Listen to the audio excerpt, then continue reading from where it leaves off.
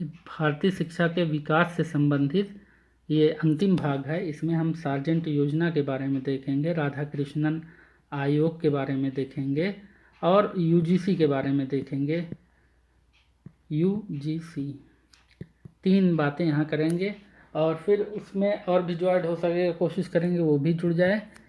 भारत में राष्ट्रीय शिक्षा प्रणाली तैयार करने का जो पहला प्रयास किया गया 1944 में, ये आप जाएंगे यूजीसी के वेबसाइट पे, उसका जो हिस्ट्री वाला पोर्शन है कि उसका उद्देश्य क्या है, तो उसमें आपको ये मिलेगा। कुछ मैटर मैं वहाँ से लिया हूँ इसका। तो केंद्रीय शिक्षा सलाहकार मॉडल ने सार्जेंट भारत सरकार में शिक्षा के सलाहकार थे के नाम पर एक राष्ट्रीय शिक्षा योजना प्रस्तुत की। अब 1947 के पहले मैं बताया था भारत में 1947 तक 19 विश्वविद्यालय कार्यरत थे। अब उनकी देखरेख कौन कर रहा था, ये एक महत्वपूर्ण प्रश्न है। तो इसी कमेटी की सिफारिश पर सार्जेंट योजना जो प्रस्तुत की गई थी, इसी में विश्वविद्यालय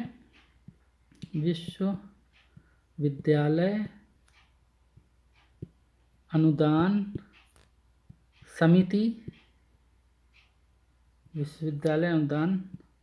समिति के गठन की बात कही गई थी और ये समिति 1945 में गठित भी हो गई। Aligarh Muslim University, Banaras BHU Banaras Hindu University और दिल्ली विश्वविद्यालय, इन तीनों की देखरेख के लिए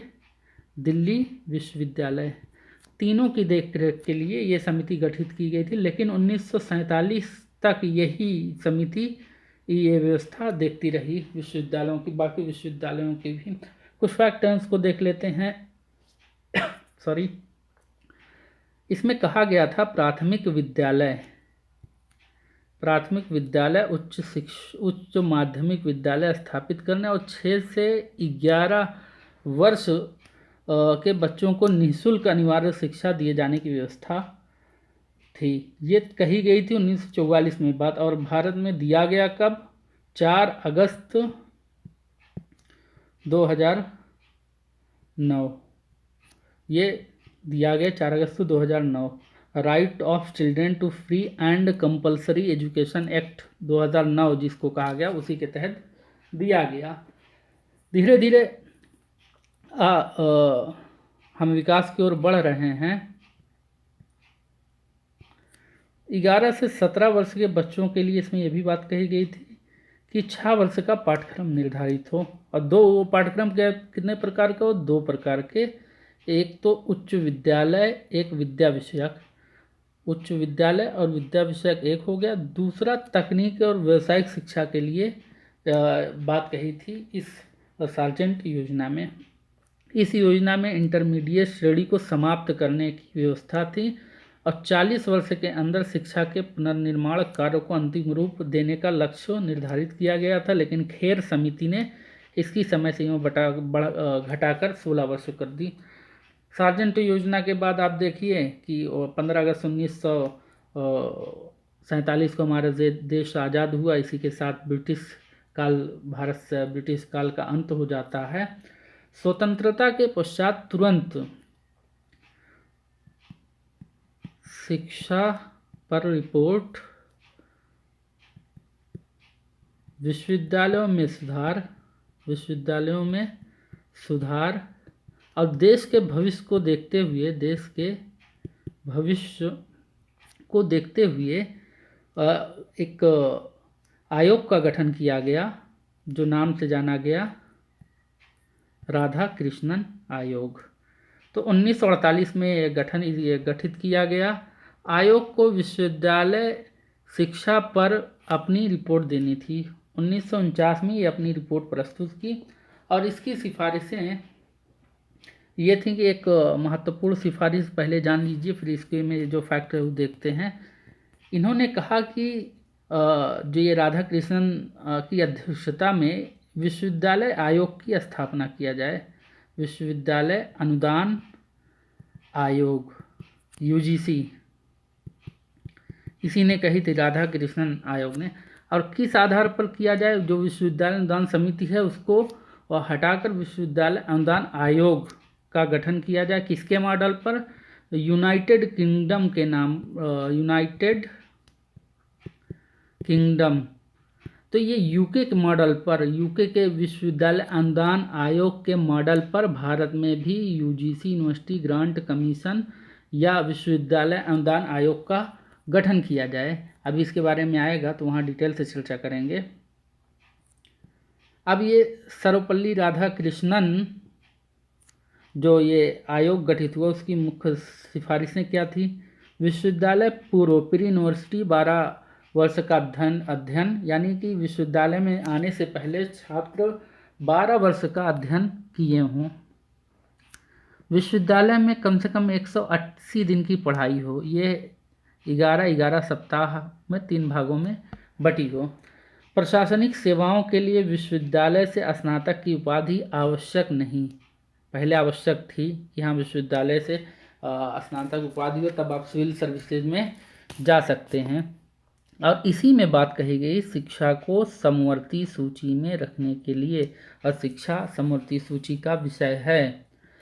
आज उच्च शिक्षा के 3 उद्देश्य इसने बताए।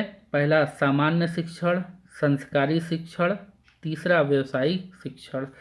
इसके अतिरिक्त कृषि, वाणिज्य, विद्या, अभियांत्रिकी, प्राविधिक और आयुर्विज्ञान पर भी बल दिया। विश्वविद्यालय की देखरेख हेतु विश्वविद्यालय अनुदान आयोग की स्थापना की जानी चाहिए। इसी में ये बात कही गई थी जो शुरू में मैं आपको बताया। अब भारत में जो इस समय कार्य करे उच्च शिक्षण संस्थानों और तमाम व्यवस्था देख रही है, तो आप देखिए यूजीसी के बारे में। यूजीसी का full form university grant commission होता है और ये विश्वविद्यालय अनुदान आयोग उसका हिंदी है। 1952 के बाद सरकार ने फैसला लिया कि सार्वजनिक निधियों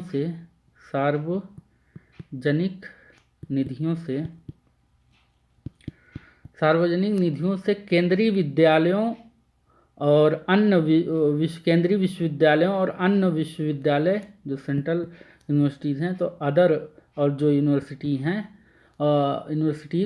और उच्च शिक्षण संस्थानों को अनुदान सहायता के लिए सभी मामलों में ये विश्वविद्यालय अनुदान आयोग को संदर्भित किया जा सकता है। और इसके बाद आप देखिए उस समय ये बात चल रही थी, उसी समय 28 दिसंबर की हाँ यूके के राधाकृष्णन ने जो सिफारिश की थी कि यूके के मॉडल पर विश्वविद्यालय अनुदान आयोग भारत में गठित हो, तो 28 दिसंबर 1953 ईस्वी में उस समय आप देखिए ये शिक्षा मंत्री थे मौलाना अबुल कलाम आज़ाद। यहाँ याद रखिएगा मौलाना अबुल कलाम आज़ाद। गलती से अब्दुल यहाँ अब्दुल कर देंगे तो हमारे राष्ट्रपति हो जाएंगे। अब्दुल कलाम आज़ाद, अब्दुल पाकिर जैनुल आबदीन, वो यहाँ अक्सर लोग गलती करते हैं अबुल और अब्दुल में, तो याद रखिएगा मौलाना अबुल कलाम आज़ाद ये हमारे शिक्षा मंत्री थे पहले, और अब्दुल कलाम के बारे में कौन नहीं जानता। इसके बाद विश्वविद्यालय इन्होंने 28 दिसंबर यानी मौलाना आज़ाद ने 1953 ईस्वी में विश्वविद्यालय अनुदान आयोग के औपचारिक उद्घाटन किया। विश्वविद्यालय अनुदान आयोग का औपचारिक उद्घाटन कर दिया। उसके बाद 1956 ईस्वी में संसद ने एक अधिनियम पारित किया और उसे स्वायत्तपूर्ण परिणियत पद दे दिया, उसको ऑटोनोमस दे दिया। अब वर्तमान में अगर बात की जाए तो क्या एक विश्वविद्यालय अनुदान आयोग यूजीसी एक क्या है, गैर संवैधानिक है, संवैधानिक है, सांविधिक है? तो एक संविधिक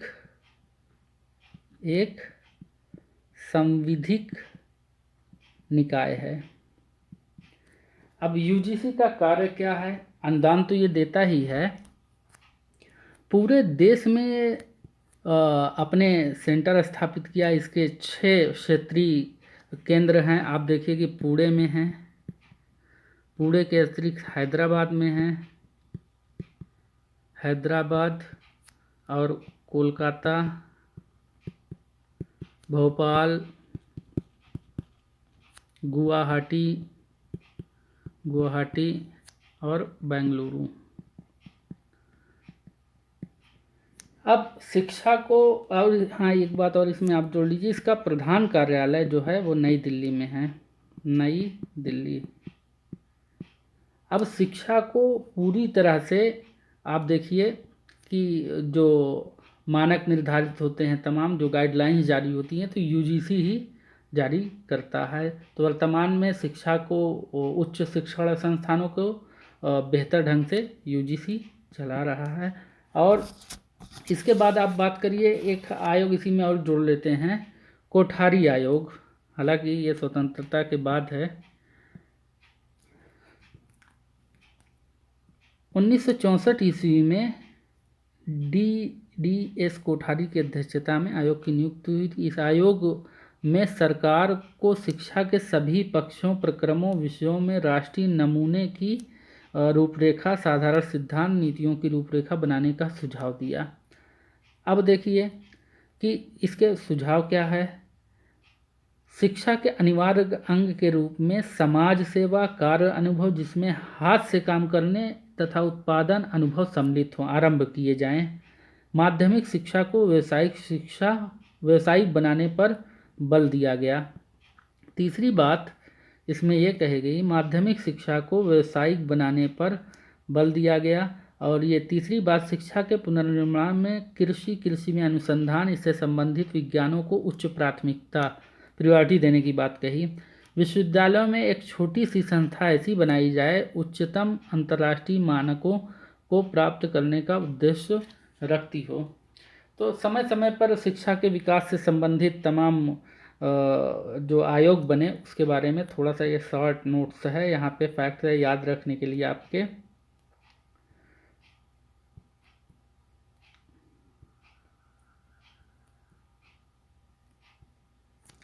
चार्ल्स वुड का डिस्पैच, ये 1854 ईस्वी में आया था, डलहौजी उस समय थे।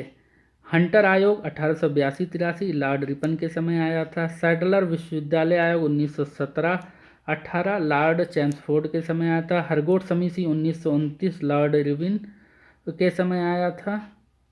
और वेबल योजना, ये इसमें यहाँ गलती से आ गया है, ये राधा कृष्णन आयोग 1948 माउंटबेटन के समय। और सार्जेंट योजना 1944, उस समय वावेल थे। राधा कृष्णन आयोग 1949, ये लॉर्ड माउंटबेटन, ये रिपीट हो गया है। ठीक है, तो आप जो विश्वविद्यालय अनुदान आयोग है वो कहाँ, किस समिति की सिफारिश पर बना है, इसको याद रखिएगा। कब संसद ने उन्हें उसे स्वीकृति दी और एक संवैधानिक निकाय वो बन गया 1956 में। तो अब धीरे धीरे करके विश्वविद्यालय अनुदान, जैसा कि नाम से ही वो पता है कि विश्वविद्यालय अनुदान, वो अनुदान राशि मुहैया कराता है विश्वविद्यालयों को शिक्षा का स्तर बढ़ाने के लिए, गुणवत्ता बढ़ाने के लिए, तमाम चीज़ों के लिए।